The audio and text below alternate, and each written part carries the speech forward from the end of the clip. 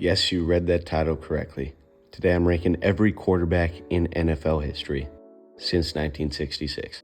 Because since 1966 is the Super Bowl era, and if I go before that, I'm going to be ranking dudes named like Skippy, and nobody's going to want to watch that. So I'm sorry, there's no Otto Graham, no Y.A. Tittle, Norm Brandon Brocklin, I'm sorry. In terms of this video, how it's going to work, well, first off, I don't care how you watch this video, as long as you enjoy it. In the description, there is timestamps for everything in the video. There's also a Google Doc with just the list itself, if you don't really want to watch it. But no, I'm not going to be talking about every single quarterback. I'm only going to really talk about the notable ones. And as we get to like the top 100, I'm going to talk about, everybody. So the first thing I'm going to do is talk about the rules for this list, and then I'm going to explain how I actually came up with the list, and then we'll get into the rankings after that. All right, so the rules. They just had to be classified as a quarterback for at least one season since 1966. Now, some players have played multiple positions like Taysom Hill. I'm only going to be considering how they play as a quarterback. So how did I make the list? And no, I did not use AI. I attempted to, did not work. And that kind of defeats the whole point anyways. What I actually did was I went through every single team's roster. Then I wrote down all the quarterbacks, put them on a Google Doc, gave them like a rough estimate rating. Then from those, I sorted them on a Google sheet where I actually put up their stats and accolades and then compared them. So the things I took into consideration when ranking these players, for the better players, it was Pro Bowls, All Pros, Super Bowls, win percentage, touchdown interception ratio, and then other accolades. Okay, now, is that perfect? No. Is there any way it could ever be perfect?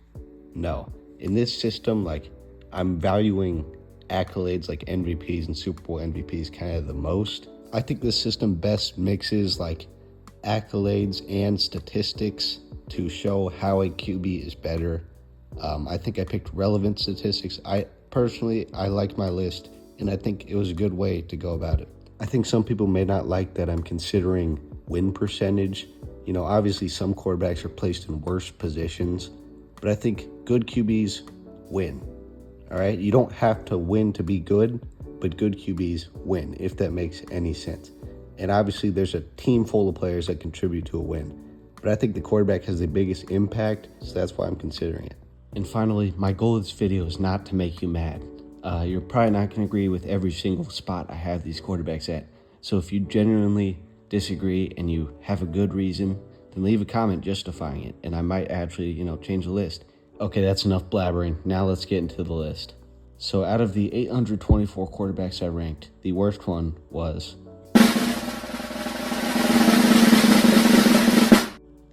Ben Kurt, and you actually may know him. He has a pretty popular YouTube channel where he makes Madden videos, and he also collabs with famous streamers such as Ninja. Ninja pacifiers. I want your baby sucking on me. Okay. In Ben Kirk's NFL career, he took 2 snaps of the football, kneeing the ball both times for a net -1 yard. And honestly, there's 15 players with worse stats than that. So why is he in last place? Well, just because I kind of thought it'd be fun if he was. All right, now I'm going to show you the list real quick. You can pause if you want, but I'm going to talk about the players you might actually care about afterwards in this section. So I'm showing you the bottom half of the quarterbacks, or the below average ones. And you may notice that the players you think are really bad, they're probably hundreds of spots higher than you thought they would be, which I will explain myself when I get to those players. But right now I'm going to talk about the notable players in the bottom half of this list. In 813th place is Chad Kelly, who appeared in one game for the Broncos where he kneed the ball once. He is a very famous Ole Miss quarterback and the nephew of Jim Kelly. In 807th place is the lowest player that is currently an active player, and that is Malik Cunningham, who appeared in 2 games, one for the Patriots, one for the Ravens, and recorded 0 stats. Right above him is actually Terry Bradshaw's long-lost brother, Craig Bradshaw, who played in 2 games for the Oilers and also recorded 0 stats. In 748th place, we have Cliff Kingsbury, former head coach of the Cardinals and now offense coordinator of the Commanders. He had a career 17 passing yards. Jumping up a bit, and we get Kevin O'Connell, now head coach of the Vikings. He was a backup for Tom Brady, having a career total of 23 passing yards. And now I get to talk about Jared Lorenzen, also known as the Hefty Lefty. He is the biggest quarterback in NFL history. Have you ever noticed that, anytime a big dude gets the football, the announcers always say rumbling, tumbling, or stumbling, every time without fail? Anyways, Lorenzen had 32 career passing yards, but won a Super Bowl as a backup for the Giants. R.I.P. the legend. Right above Lorenzen is actually Cooper Kupp's dad, who was named Craig Kupp and played one season for the Cardinals. In 690th place is longtime Saints head coach and Super Bowl winning coach Sean Payton. Only appeared in 3 games for the Bears. Didn't really do much in those games. 2 spots above Payton is famous Ohio State quarterback Cardale Jones, who appeared in only 1 game, throwing for 96 yards and an interception. In 655th place is Ryan Nassib, the brother of Carl Nassib, actually, who is the first gay player in NFL history. Next is Cowboys legend Ben DiNucci, and I'm sure Cowboys fans could tell you how good he is. Not good at all. Logan Thomas comes in at 614th. Originally a QB out of Virginia Tech, he transferred to tight end and has been a solid one ever since. All right, this next one, no offense to Bryce Perkins, but this was I thought this was the worst quarterback I've ever seen. He's higher up than I thought he would be, but he's still not that good. Next, we got Ian, the GOAT Book. I'm a Notre Dame fan, so, I love this guy, and he only appeared in 1 game, threw 2 interceptions, threw a pick 6 his first pass, got sacked 8 times, but he's still a legend. At 485, we have Kellen Moore, the offense coordinator for the Eagles last season and the current coach of the Saints. He barely played, but he did have 1 game where he threw 435 yards and 3 touchdowns. However, he only played in 3 games and went 0-2 as a starter. In 579th place, we have the man, the myth, the legend. Throw it on a dime, like I ain't even trying. I can't play any more of that song in order to not get copyrighted, but if you couldn't tell, that's Trace McSorley, the GOAT. In the 556 spot, we have Spencer Rattler, who's projected to be the starter for the Saints again this next season. He had a pretty bad rookie season, but he didn't have much to work with. 2 spots above Rattler is Matt Hasselbeck's little brother, Tim Hasselbeck. At 537 is former Alabama quarterback and now college football commentator, Greg McElroy. McElroy helped Alabama win their first national championship under Nick Saban. In the league, he played 2 games for the Jets, where he threw 1 touchdown, 1 interception, and lost the only game he started. Okay, up until this point, most of these dudes are this low down because they just barely played. Now we're going to get into the section of draft busts, where they're a bit high because they actually played, they actually put up some numbers, but they're still really, really bad. Way down at 524 is Achilles Smith, the 3rd overall pick in the 1999 draft. He went 3-14 as a starter, threw 5 touchdowns to 13 interceptions, and only threw for about 2,000 yards, only playing 4 years after being drafted 3rd overall. Current Browns quarterback Dorian Thompson-Robinson is at 513. He's actually way worse than I thought he was. He's only thrown 1 touchdown to 10 interceptions. Josh Rosen comes in next, quoted for saying there were 9 mistakes taken ahead of him, but when it came to actually getting better, he didn't give 2 shaloms about it. Rosen played absolutely terrible and is one of the worst modern draft busts. Now cracking the 500s, we have Mel Kiper's favorite quarterback and Notre Dame legend, Jimmy Clausen. He went 1-13 as a starter and threw half as many touchdowns as he did interceptions. At 493 is the notorious draft bust Ryan Leaf. Just a very, very sad career. 14 touchdowns to 36 interceptions after being the 2nd overall pick. Nathan Peterman finds himself at 489. He threw 5 interceptions his first career start, and then after that, he didn't get much better. Andrew Luck's father, Oliver Luck, actually played for the Oilers for a few years, and he comes in at 467th. Okay, now we're talking, because in 464th is Jamarcus Russell. I'm sure some of you are confused why he's not in last place. He is the biggest draft bust of all time, and he was terrible. But the truth is, these bottom 400 guys barely played. Probably 90% of them played less than a season. So Jamarcus Russell, he was really bad, but he did start games sometimes. He threw some touchdowns, and these dudes behind them didn't really do either of those. So that's why he may seem pretty high. With that being said, Jamarcus Russell was a number 1 overall draft pick, and he majorly crippled his franchise, but he still technically had a better career than these dudes below him. At 460, we have Johnny Manziel. If I had one word to describe his career, it would be brain rot. He went 2-6 as a starter, threw 7 touchdowns to 7 interceptions, which honestly, those could be worse considering he did not really understand NFL concepts in terms of how to read a defense or how to study a playbook. And Manziel's story is very sad and tragic, especially considering what he could have been if he really focused. Right above Manziel is the tallest quarterback in NFL history, Dan McGuire, who was very disappointing in his time with the Seahawks, and he is also the brother of Mark McGuire. At 448 is Curtis Painter, someone that I've also heard been called the worst quarterback of all time, which he did go 0-8 as a starter and threw 13 interceptions to 6 touchdowns. Now, I'm a Colts fan, and I will say, at least he got us Andrew Luck. In 447th, we have the man with the best agent of all time, Tim Boyle. He threw 1 touchdown to 13 interceptions in his FBS collegiate career, and he made the NFL, and has continued to play the same. Right above him, we have another legend, Deshaun Kaiser, the leader of the 0-16 Browns. Kaiser has thrown 11 touchdowns to 24 interceptions. To be fair, he was put in literally the worst position possible, but I think he made a big mistake not staying an extra year at Notre Dame. At 443, we have another dude that I've heard been called the worst of all time, and that's Paxton Lynch.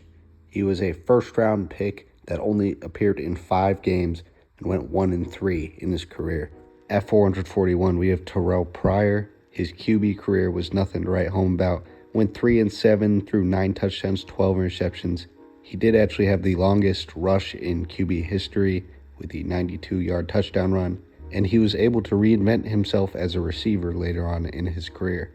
At 432 is Super Bowl winning coach Doug Peterson. He actually also won a Super Bowl as a player, being a longtime backup for the Green Bay Packers. At number 422 is Scott Tolzien, and there's nothing special about Scott Tolzien, but he randomly had this amazing spin move in the game, and I just want to show it. In 412th is Joe Pisarcik, and there's 824 QBs in this list. So, he is the most average quarterback in NFL history. He is most famous for the miracle at the Meadowlands where he fumbled the ball while trying to hand it off to Larry Zonka. So if you want to see what stats a QB has to achieve to be quote-unquote above average, here they are. Alright, so now I'm showing you the names for the above average players, and then after this I'll have a designated segment just for the top 100 where I will give more detailed explanations about them. Okay, well, before we get into the above average quarterbacks, have you ever seen this clip? Targo swept the scoreboard for a touchdown. Nice break by Kerwin Bell. And he walks into the end zone with amazing speed. Kerwin Bell blazes his way. If you didn't comprehend what happened, let me explain it to you. This is a CFL game where the quarterback rushes for a touchdown, and in celebration he spikes the ball, which immediately bounces straight back up and hits him in the ball sack. While he's reacting to the football hitting his goat sack, he gets pushed over by the other player, and then he hits another player, and that player falls on him. This is Kerwin Bell, and he is statistically the greatest quarterback of all time. I wish I was kidding. In his career, 5 pass attempts, 5 completions, 75 yards, and a touchdown. This netted him a perfect 158.3 passer rating. At 394 is Dick Shiner. I'm not sure what's with these 1970s dudes having these sort of names, but for some reason it was very common. Right above him is Dick Penis. No, I'm just kidding. It's Andre Ware, former Heisman winner. He was also kind of a bust, going 3-3 in his career, throwing 5 touchdowns to 8 interceptions after being selected 7th overall. Brady Quinn comes in at 377, and he is another QB soul taken from the Browns organization. At 360, we have Trey Lance, and I have never seen a team give up on a 3rd overall pick faster than the Niners gave up on Trey Lance. But, you know, he might make a comeback. He was playing good in the preseason. At 357 is Tom Tupa, who was a failed QB turned punter, and then one game, Vinny Testaverde got hurt. He came back in, threw 2 touchdowns as a punter. At 346 is Joe Milton, only played in 1 game so far, but he looked really impressive. He's going to be great in the future. Your mom's favorite quarterback, Zach Wilson, is at 333. After being selected 2nd, he has been very disappointing, throwing more interceptions than touchdowns and going 12-21. At 328 is the end zone man and now commentator Dan Orlovsky. The man of many teams, Josh Johnson, is at 320. He was a long-time backup. Was he a good backup? Yeah, no. Brandon Whedon got stuck under the American flag before his first start, and that was just symbolic for the rest of his career. Former Heisman and now commentator Matt Leinart comes in at 302. He was considered draft bust and just had a very unimpressive career. Bailey Zappi, otherwise known as Mac Jones 2.0, comes in at 291. He set records in college, did not do the same in the league. Okay, finally I get to say something positive, because at 289 we have Michael Penix. He didn't play much his rookie season, but when he did, this dude just does dimes. He does. And if I'm going to make a prediction, I think this next season he's going to be a Pro Bowler, and he's probably going to go up like 100 spots. At 256 is Malik Willis, and originally this dude looked terrible, but recently he's had a redemption arc with the Packers, and looks like he has a bright future ahead of him. At 249 is Frank Reich, longtime NFL backup, and contributed to the biggest comeback in playoff history. He was a mediocre coach as well. Then Will Levis comes in at 243.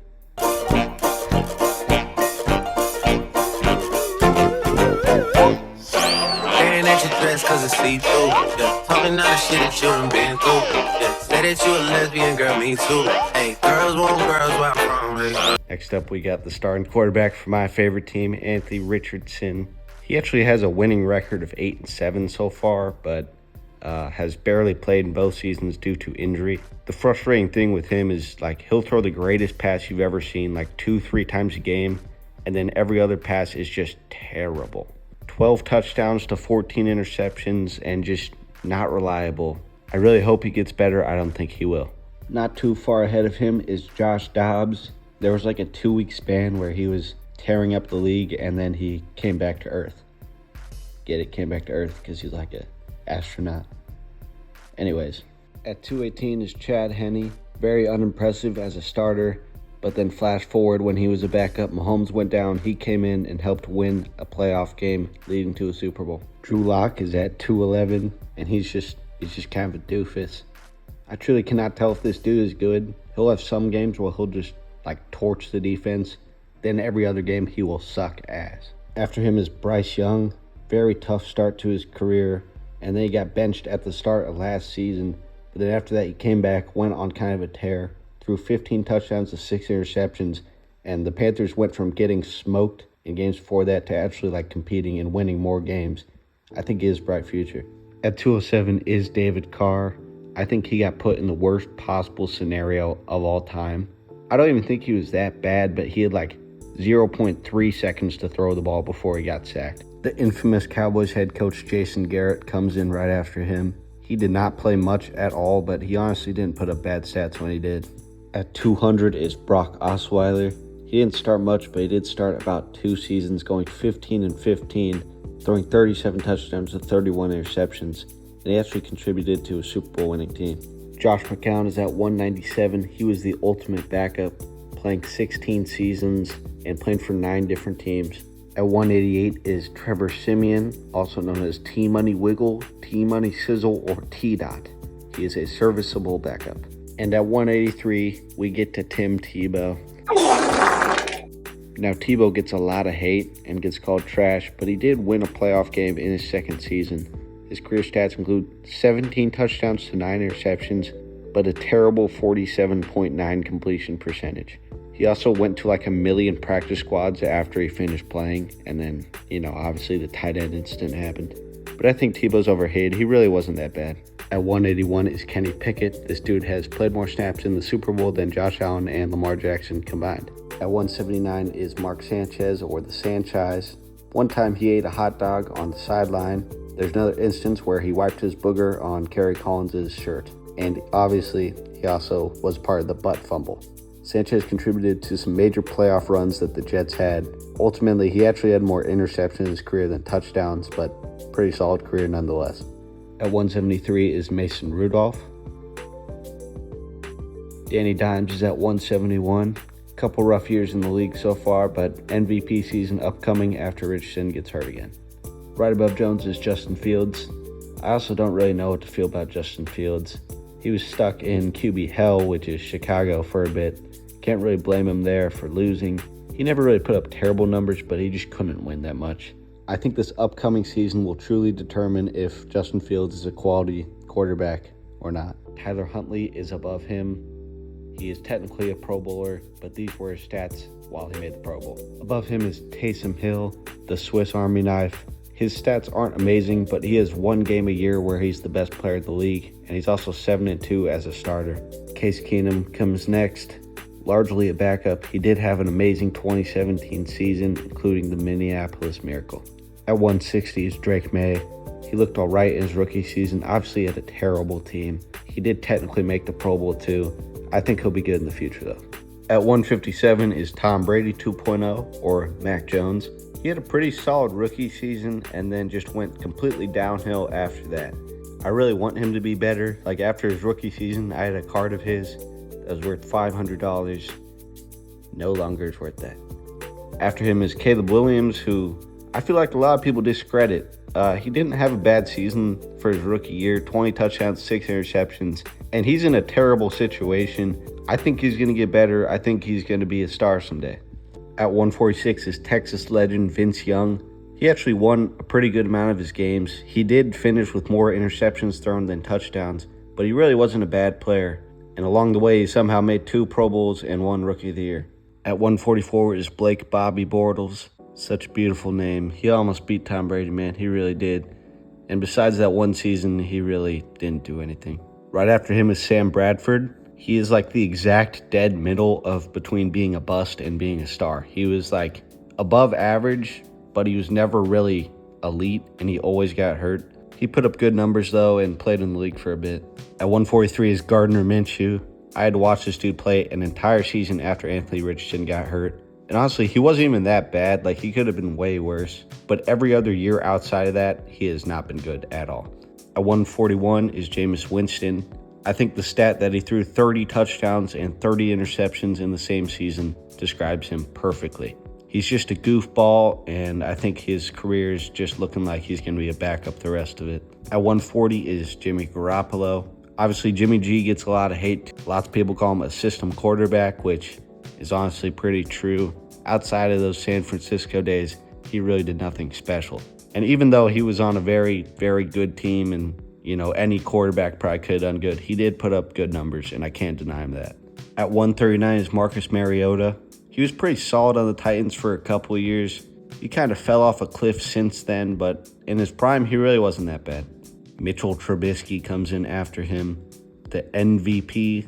A lot of people also like making fun of him. He did have that one year, though, and he had 1 or 2 other seasons where he wasn't terrible. Every other year, though, cannot say the same. At 137 is Ryan Fitzpatrick, the true man of many teams.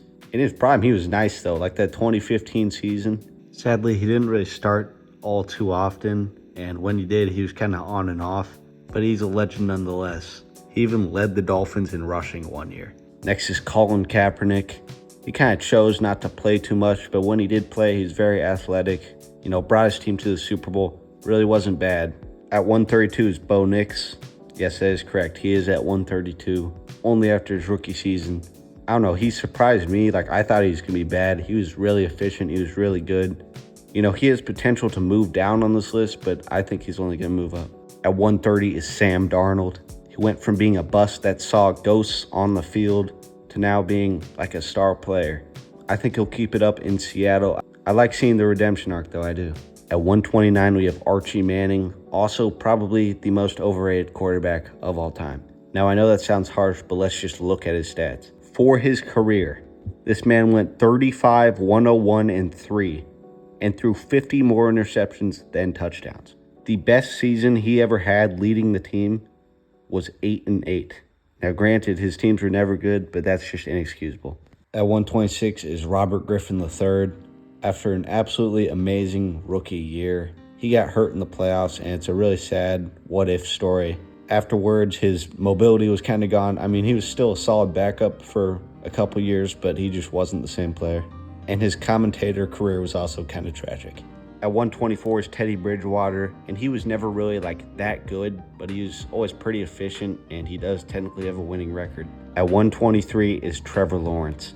Lawrence went from like the highest regarded prospect ever to now like many people seeing him as bad. I've seen many Jaguars fans like defending him. Like, it's not really his fault why the team's doing what it's doing. Has he played great? No. Has he been terrible? No. He's just gotten kind of unfortunate. I don't know. I think people have given up on him. I think he's going to win the Comeback Player of the Year in the next couple of years. After him is Tyrod Taylor. He actually won a ring on the Ravens as a rookie, which I didn't know. And then obviously he had his Bills days where he was a pretty solid player. Ever since then, though, this dude has been the unluckiest QB of all time. He'll have like 1 week a season where he'll look unstoppable, and then he'll always get hurt. I remember when he's on the Texans, dude, his doctor almost killed him. After him is Jordan Love. He is solid, He actually hasn't made a Pro Bowl yet, which is kind of confusing. He's not as good as Packers fans make him seem, but he is definitely better than what I originally thought after seeing his first couple games. At 119 is Cordell Stewart. Originally, he mostly played receiver, and then he turned to quarterback. He was kind of on and off, but he did win a Most Improved Player and made a Pro Bowl. At 118 is Geno Smith. This dude also had an amazing redemption arc. Went from being a unanimous bust to now being like a highly regarded quarterback that's been really solid the past couple seasons. Next, we got Doug Flutie. This dude wore number 22 as a quarterback and completed what some consider to be the first Hail Mary. Originally, he really wasn't that good in the NFL. Then he went to the CFL, then came back and was like a Pro Bowler. And he is also responsible for the only drop kick in the 21st century. At 107 is Tua Tagovailoa. This dude may need to retire from the sport soon. I think a lot of people kind of discredit him as well. He really hasn't been bad like some people say. Whenever he's been able to play, he's always been pretty solid. He even led the league in passing yards 2 seasons ago. At 105 is Carson Wentz. And there was a time where this dude was in MVP talks, and then obviously he went down with injury. This sounds weird, but prime Carson Wentz was a problem. And the final person before the top 100 is Justin Herbert at 103. I understand he's really good. I just don't think he's top 100 worthy yet. Has yet to have any playoff success. He is undefeated in hypotheticals, but I just don't think that's enough to get in the top 100. All right, now we're getting into the top 100, and I'll go more in depth about each player. At number 100, we have Baker Mayfield. He's like the ultimate feel-good story. He was a walk-on twice. Walked on to Texas Tech, then walked on to Oklahoma, became a Heisman, goes to the league. He did probably the equivalent of winning a Super Bowl, and that is helping the Browns win a playoff game. And then he had some down years at the end of the Cleveland days, and in Carolina, he just played terrible. Then he comes back to the Rams, and on 2 days' notice, helps them win a football game not knowing the playbook. Then he went to Tampa Bay, and ever since then, he's been absolutely solid and has truly become a star. At 99, we have Jake Delhomme. That might be a shock because I see a lot of people saying he was like bad or something. This dude was actually pretty good. I mean, he did bring his team to the Super Bowl, and the reason they lost really wasn't because of him. However, in his next 2 playoff runs, he kind of sold the bag. And he had a couple years where he was very inconsistent, but overall, he was a really good quarterback. At 98 is longtime Jets quarterback Ken O'Brien. He was also kind of inefficient. He did end up with better numbers than Delhomme, though, with 128 touchdowns to 98 interceptions, which for the 90s really isn't that bad. At 97 is Dave Krieg. This dude played for 18 seasons, making a Pro Bowl in 3 of them. He threw for just shy of 40,000 yards in his career, throwing 261 touchdowns to 199 interceptions. Krieg was just a gunslinger and finished his career going 98-77. At 96 is Dante Culpepper, another 3-time Pro Bowler. He was really good when he was on, but was really bad when he was off. He was very inconsistent. In 2002, 18 touchdowns to 23 interceptions on 60% accuracy. Flash forward 2 years, 39 touchdowns to 11 interceptions on 70% accuracy, leading the league in yards. At 95 is every man's favorite quarterback, Jay Cutler. He just kind of threw the ball up there. He didn't really care who caught it. He's a pretty solid QB, but he's just such an idiot. Oh my gosh. He got like a DUI, and then he killed like an animal that was on the verge of going extinct. What do you think the other Jay Cutler feels when he sees that stuff, bro? He probably gets pissed off, because people think he's the one doing it. Anyways, Cutler's all right. At 94 is Bernie Kosar. He had some really good years in Cleveland and then became a backup after that. Also, what the hell happened in that clip? Do you see how far that dude slid? Next is Neil Lomax, an above-average dude that was always on an average team. He finished his career with 2 Pro Bowls and 22,000 passing yards. At 92 is Matt Schaub. The weird thing is him and Neil Lomax's stats are like almost the exact same. However, Schaub did end with a winning record, unlike Lomax. As time's gone on, people have known him as a pick-six merchant, but he was kind of a gunslinger. At 91 is the Red Rifle Andy Dalton. He is still in the league. I don't know how he's been hanging on by a thread for these past couple years, but he was a very underrated quarterback in his best days. 3-time Pro Bowler. At 90 is Brock Purdy. I know some people won't like to hear that, especially since he's above people like Herbert and Baker. The thing is, their stats are all kind of comparable, but Brock Purdy has had more playoff success. A lot of people call Brock Purdy a system quarterback, but he's really transcended that, I think. At 89 is Trent Ferris-Dilfer. He's one of the only quarterbacks ever to get ejected. He made 1 Pro Bowl and did win a Super Bowl. However, in his career, threw 16 more interceptions than touchdowns. He also has a career 43% completion rate in the playoffs. At 88 is Ryan Tannehill. Was pretty disappointing in Miami, but then came back, won Comeback Player of the Year, had an amazing season 2019 and 2020. Just a solid quarterback all around. Never really had much playoff success, though. At 87 is Kyler Murray. I think he's a pretty good quarterback that just hasn't ever gotten a real opportunity to show how good of a quarterback he is. He's mobile, he has a good arm, his talent around him is just terrible though. After him is Babe Parilli. He played in the Plummer era, but he did make 3 Pro Bowls and an All-Pro. After him is Frank Ryan, who also played in the Plummer era. At least some of his videos have color. At 84 is Jane Daniels, only after his rookie season.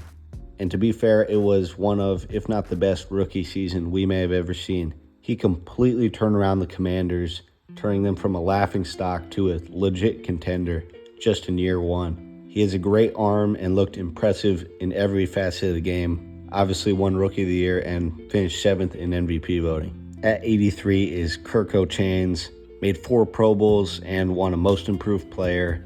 Always a really solid quarterback as long as it's not prime time or a playoff game. Sounds like Kirk also has a reminder for the audience. You like that? You like that? At 82 is CJ Stroud. His rookie year was very similar to Jane Daniels. He also turned an absolutely terrible team into a playoff contender. He did have kind of a sophomore slump, but I really don't think it was that big a deal. I think he's still a great quarterback. At 81 is Deshaun Watson, and he had potential until he used the towel method. In other words, he had potential until he pulled a Deshaun Watson. At 80 is Ron Jaworski, longtime Eagles quarterback in the 70s. He put up pretty respectable numbers for playing in that era and made a Pro Bowl along the way. At 79 is the coach Jim Harbaugh. He won Comeback Player of the Year, was an Offensive Player of the Year, and made a Pro Bowl. However, he did finish with a losing record. At number 78 is Elvis Grbac, who only played 8 seasons and went 40-30. Above him is Mark Bulger, who also only played for 8 seasons, making 2 Pro Bowls and playing with the Rams every single one of them. At 76 is longtime quarterback Kerry Collins. He was also very inconsistent. He threw a lot of picks, and he finished his career with a losing record. However, he did play for 18 seasons, threw for a bunch of yards, and threw for a lot of touchdowns too. Above him is Steve Bartkowski, also a 2-time Pro Bowler. He also won Rookie of the Year. Played for the Falcons for 11 seasons. He also finished with a losing record, but he did throw for more touchdowns than interceptions, which really wasn't that common in the 70s. At 74 is Doug Williams. He had lots of struggles with picks and being kind of inconsistent, but then came the 1987 season, and he played great, went on an amazing playoff run, won the Super Bowl and Super Bowl MVP. Doug had a great arm and was the first black quarterback to win a Super Bowl. And honestly, he kind of didn't get the love he deserved at the time just because of his skin color. But he is a legend, and he finished his career throwing exactly 100 touchdowns. After Doug is Jim Plunkett, and he has a very interesting story. He was selected first overall and kind of won a pity Rookie of the Year. Then in his second season, he went 3-11, throwing 8 touchdowns to 25 interceptions. Many people started to see him as a bust, but then came a change of scenery. He found his way in Oakland and won 2 Super Bowls, winning a Super Bowl MVP as well. At 72 is Cowboys quarterback Danny White. He was actually a punter for his first 4 seasons and then became a quarterback, and he was not afraid to throw the ball. He threw a lot of interceptions, but much more touchdowns. And the reason why he's higher than some of the dudes below him is because he has much better stats. At 71 is Trent Green. The 2-time Pro Bowler was always really solid, but his teams were never really that good. At 70 is former commentator and actor Don Meredith. He was really solid. He made 3 Pro Bowls and threw for more touchdowns than interceptions while playing in the 60s, which is a rare sight to see. At 69 is Jared Goff, current quarterback for the Lions. So far, he's made 4 Pro Bowls, won a Most Improved Player, and has put up great stats. At 68 is Dak Prescott. My dad likes to call him the master of the bounce pass. Now, I know a lot of people say he sucks. And to be fair, in the playoffs, he has sucked. But overall, I think he just gets too much hate because he plays on the Cowboys. Everybody loves to hate on the Cowboys, and that's translated to Dak. As best though, Dak was an MVP caliber player, finished second one year, and he also won a Rookie of the Year. But I think slight inconsistencies in his game and a lack of playoff success while playing for one of the biggest franchises has led to people saying he's worse than he really is. At 67 is Jim Hart. He was also very on and off. He made 4 Pro Bowls, and he was an MVP, not an AP MVP, but one of like the knockoff brands, but he was still considered an MVP by some people. Also, one year he made the Pro Bowl throwing 13 touchdowns to 20 interceptions. At 66 is Derek Carr. He made 4 Pro Bowls and finished 3rd in MVP voting one year. He was very, very good in his prime and is pretty underrated. Above him is Drew Bledsoe, the infamous QB Tom Brady replaced in the playoffs after he got hurt. In his career, Bledsoe made 4 Pro Bowls. He was not afraid to throw the ball. However, he did throw a lot of interceptions.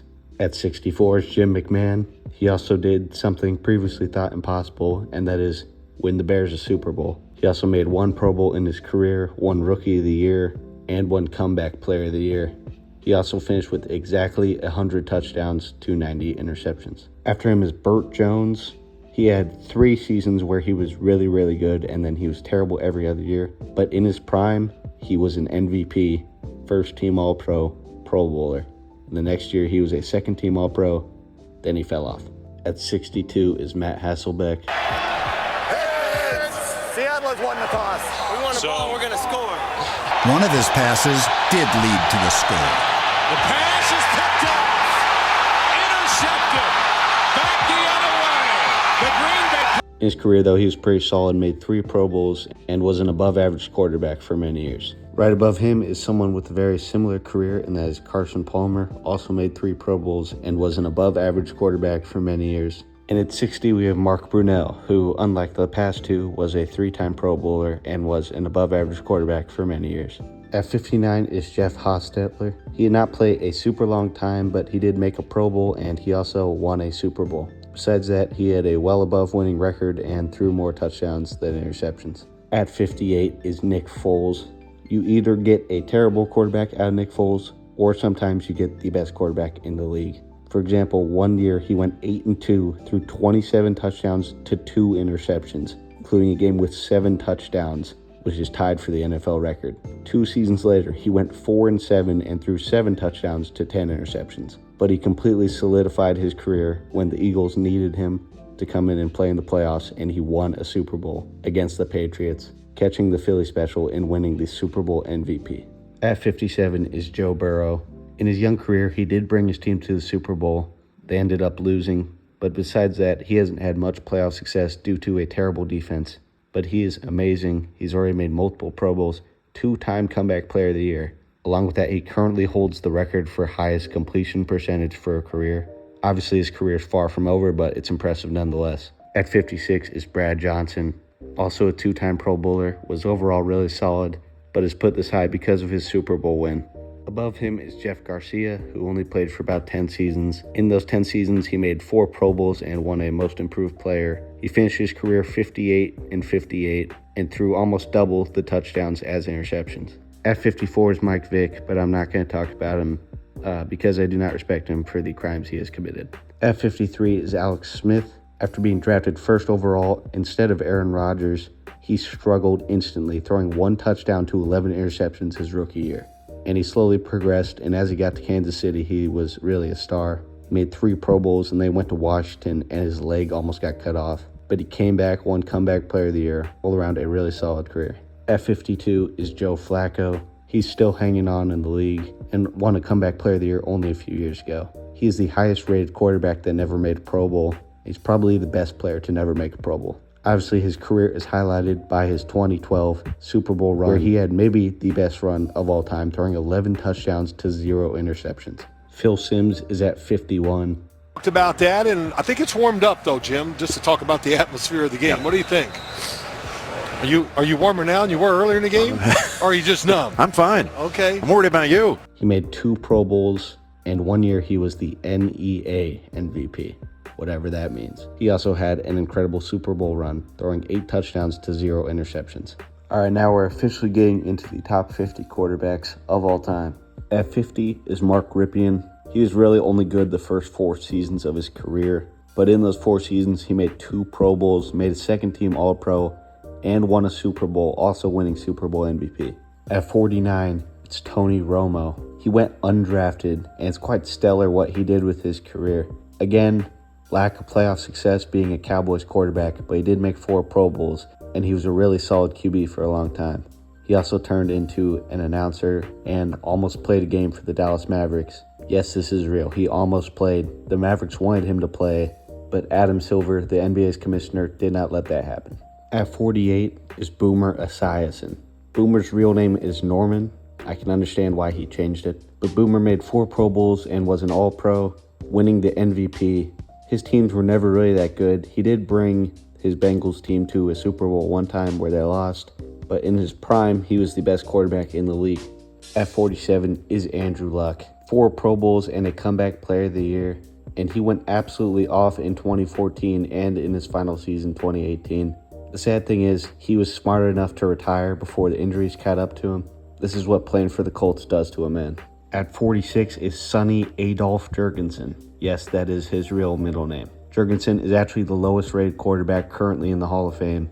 He was a 5-time Pro Bowler and was a first-team All-Pro. Was pretty good in his prime, but his stats don't quite hold up. At 45 is John Hadle. He is not in the Hall of Fame, but he did make 6 Pro Bowls and was a first-team All-Proer. His career is pretty similar to Sonny Jurgensen's. Above him is Roman Gabriel, who made 4 Pro Bowls, was a first-team All-Pro, and won an MVP. He was a really great QB in the 60s.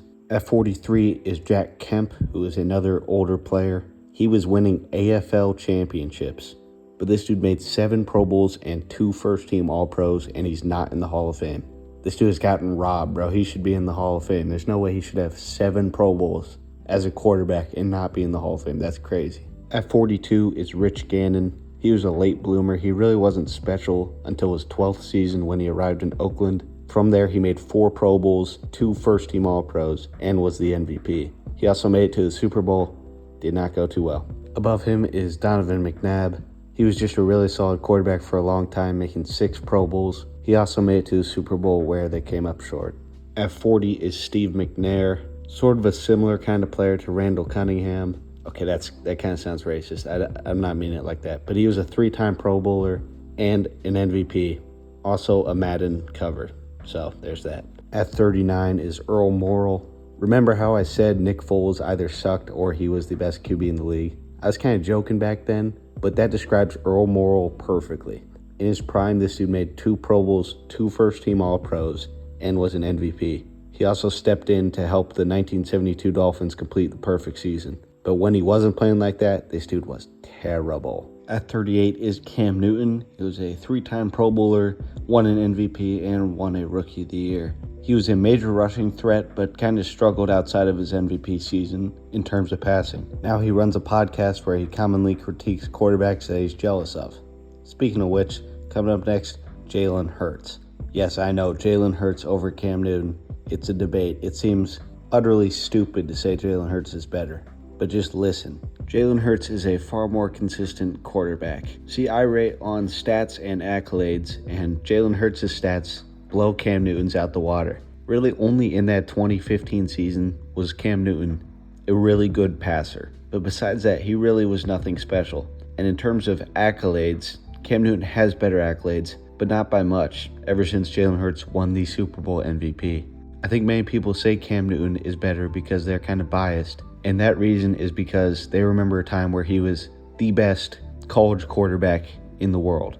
They remember when he was the best NFL player in the world. And they have never thought of Jalen Hurts as anywhere close to that. but I'm not judging off their prime. I'm judging off their career. But Jalen Hurts has played consistently better and has won more. A lot of people then go into hypotheticals saying, well, if Cam Newton had Jalen Hurts' team. The thing is, that's not what happened in real life. In real life, Jalen Hurts won a Super Bowl and Cam Newton didn't. Did Cam Newton have the greatest receivers? No. But every team has flaws. I mean, the Broncos team he played against had the worst quarterback to ever win since the Super Bowl started. Newton just didn't play good. I'm not saying Jalen Hurts had a worse team. Definitely not. But how does having a better team make him a worse player? At 36 is Matthew Stafford. He only made 2 Pro Bowls in his career, which is a tragedy. He should have made like at least 5. I don't know why he got picked for a Pro Bowl randomly some years and then he would do a million times better another year and he wouldn't get picked. Anyways, Matt Stafford obviously threw for a butt ton of yards and won a Super Bowl his first year in LA. I think he deserves to make the Hall of Fame. I'm not sure he will just because of his Pro Bowls and he doesn't have any first team All-Pros. He's gotten kind of robbed though, and I think he's kind of underrated. Above him is Ken Anderson, who played 16 seasons, all for the Bengals. He was a 4-time Pro Bowler and was an MVP. He was one of the best QBs in the late 70s and early 80s, and put up pretty respectable stats for the time as well. At 34 is the most underrated quarterback of all time. That's Darryl LaMonica. He was a 5-time Pro Bowler and a 2-time first-team All-Pro. His career record was 66-16, with 6 ties to go along with that. I think LaMonica is largely overlooked because he played much of his career in the 60s, and he didn't win any Super Bowls or championships as a starter. At 33 is Phillip Rivers. He may seem lower than you'd expect. He made 8 Pro Bowls and won a Comeback Player of the Year, but 0 All-Pros and obviously 0 Super Bowls. The reason why he's not higher is just because he was never ever considered the best QB in the league, which almost everybody ahead of him was considered the best QB in the league at some point, and it doesn't help that he never really had any playoff success. Above him is Joe Theismann. While much less consistent than Phillip Rivers, he did do more in the short times where he was good. He won an MVP, a Offensive Player of the Year, and helped his team win a Super Bowl, adding 2 Pro Bowls to go along with that. At 31 is Josh Allen. At first glance, this may seem a bit high up. Allen is not far into his career and he's only made 3 Pro Bowls. Obviously, he does have the MVP under his name now, but Josh Allen's stats are so much better than so many quarterbacks. Those combined with having an MVP really boost him up. At number 30 is Matt Ryan. He was a 4-time Pro Bowler and was a first-team All-Pro and an MVP in 2016. He absolutely dominated that season, throwing 38 touchdowns to 7 interceptions. In fact, 2 seasons later, he threw 35 touchdowns to 7 interceptions and didn't make a Pro Bowl. But obviously, the Patriots won the Super Bowl against the Falcons, leaving a big stain on Ryan's career. You can't fully attribute the loss to him. I mean, he just got majorly unlucky, and his defense did not get a stop for like the last 4 or 5 drives. I just kind of feel bad for Matt Ryan. At 29 is Randall Cunningham. He is also one of the most underrated of all time. He made 4 Pro Bowls and was a first-team All-Pro once, and he finished second in MVP voting 3 different times. Cunningham also had the 3rd longest punt in NFL history as a quarterback, but he was pretty consistent and was the first real QB that was solid on the ground.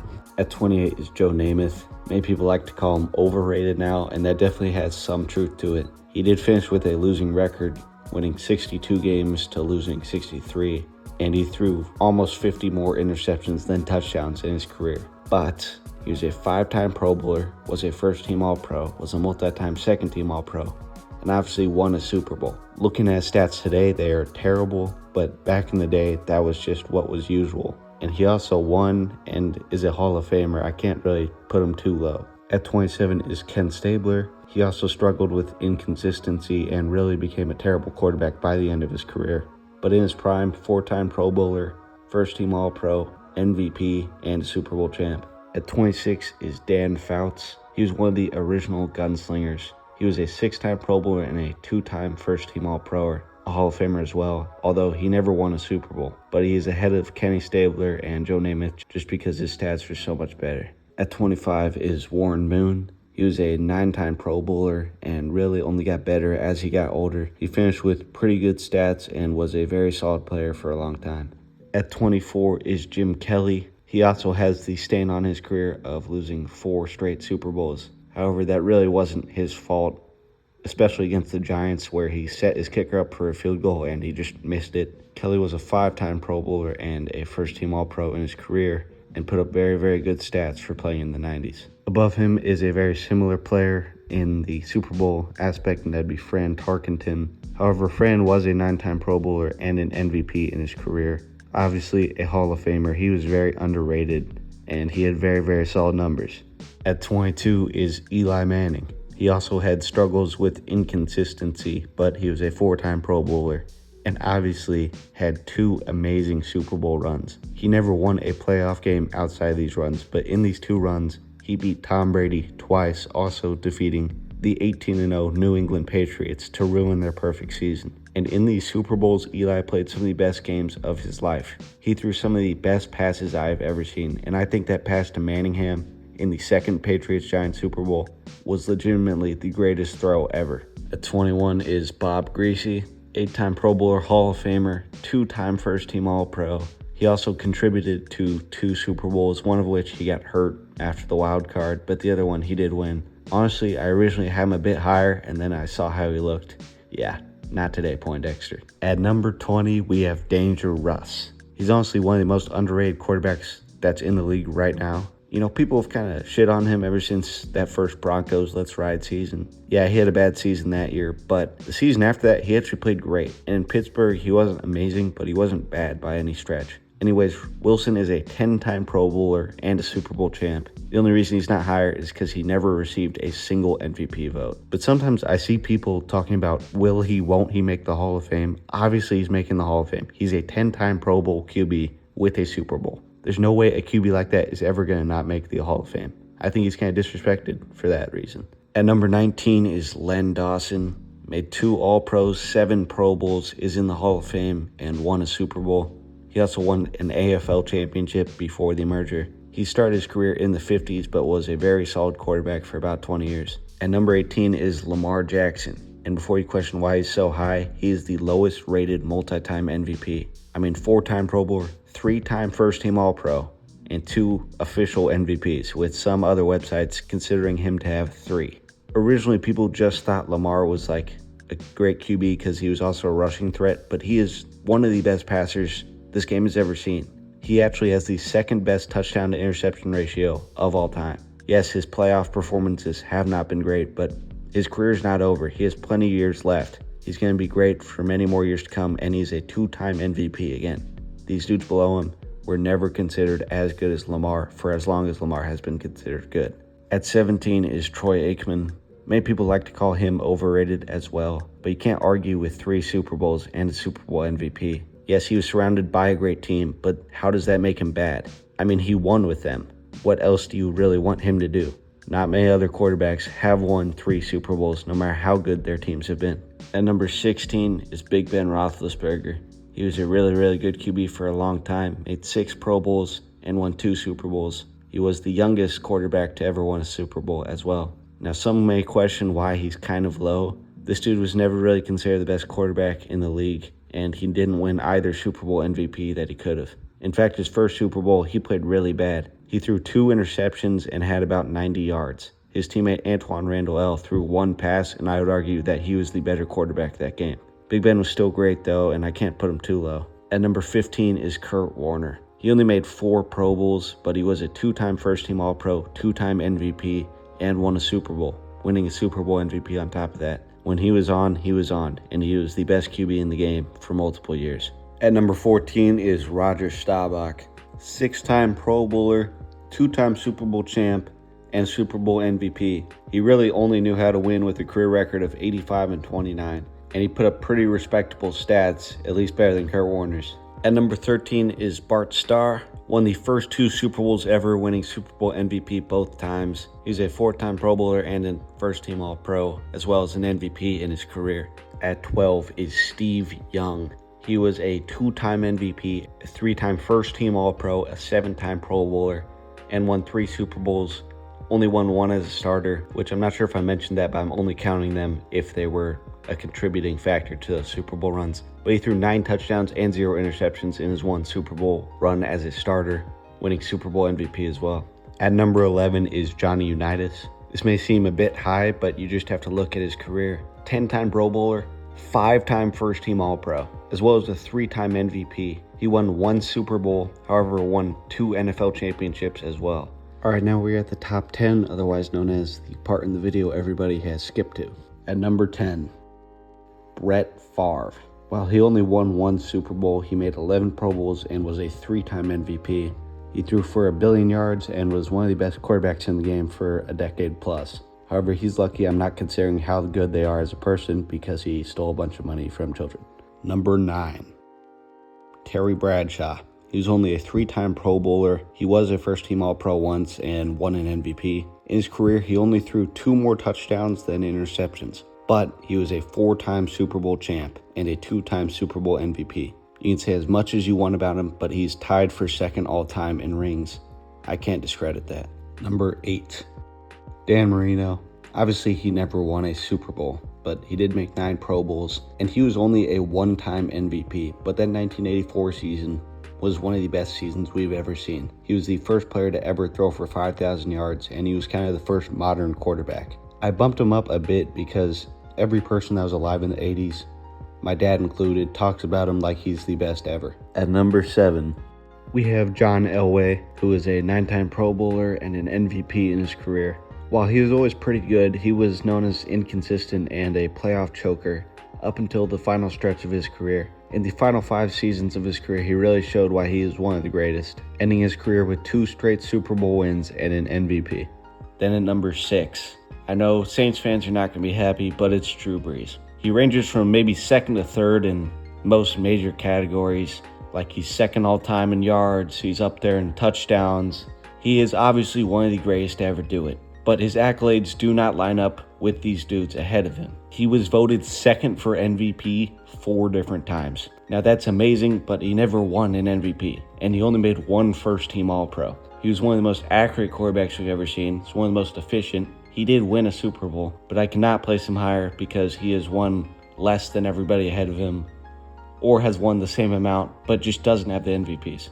And then number 5, Aaron Rodgers. And I know there's kind of a discussion that people have between him and Brees. To me, it's obviously Rodgers. He has the highest touchdown to interception ratio in NFL history.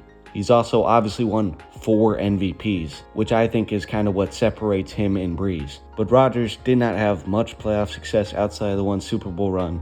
Now, his defense did let him down a couple times, but he also let himself down a couple times. That's just how the game is. At number 4, Patrick Mahomes. And I know that's probably not going to be a popular pick. Just set aside your hate for him, all right? I'm not a Chiefs fan. I'm a Colts fan. There's no reason for me to like Patrick Mahomes. This is not bias. It's just honesty.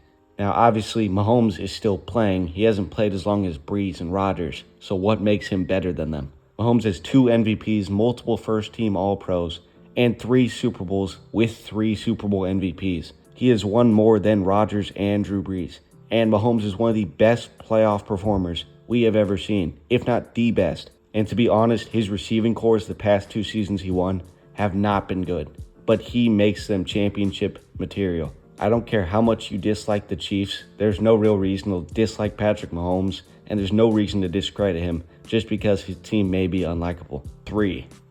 This one's kind of tough because every older person watching this would want him higher, and every younger person would want him lower than he is. But at number 3, it's Joe Montana. 4-time Super Bowl champ, 3-time first-team All-Pro, 3-time Super Bowl MVP, Hall of Famer. I think people now may forget that this dude was considered the greatest of all time for like 20 years before some of Tom Brady and Peyton Manning's accomplishments. Montana's numbers may not look that impressive, but anybody who is alive to watch him will tell you he is one of the greatest to ever do it. Beyond that, he's also one of the greatest playoff performers of all time. He had an 11 touchdown to 0 interception run. Number 2. Now trust me, I want to put this dude at 1. Peyton Manning, 7-time first-team All-Pro, which is the most in history. 14 Pro Bowls, which is the second most in history. 5 MVPs, which is the most in history. He is also top 5, at least, mostly top 3 for many statistical categories. He also had probably the greatest quarterback season ever, where he set the single-season touchdown record. Also, Peyton Manning did the unthinkable, and he brought the laughingstock of the league for 20, 30 years and made them a contender within 5 years. That's like if a Browns quarterback won a Super Bowl. That would be legendary. However, the only things that kind of knock Peyton off is his playoff success. He still won 2 Super Bowls. Really, I think a lot of people know he probably should have won more. I think he's probably the most talented quarterback in NFL history, and if there was an all-time draft and I had the first overall pick, I'd probably pick him. But I wouldn't be honest if I said number 1 wouldn't be Tom Brady. I think we all expected this. Again, I don't want him to be here, but 7 Super Bowls, 5 Super Bowl MVPs. You cannot really dispute that, especially when he's first overall in many QB categories. He was a winner, even if it wasn't fair all the time.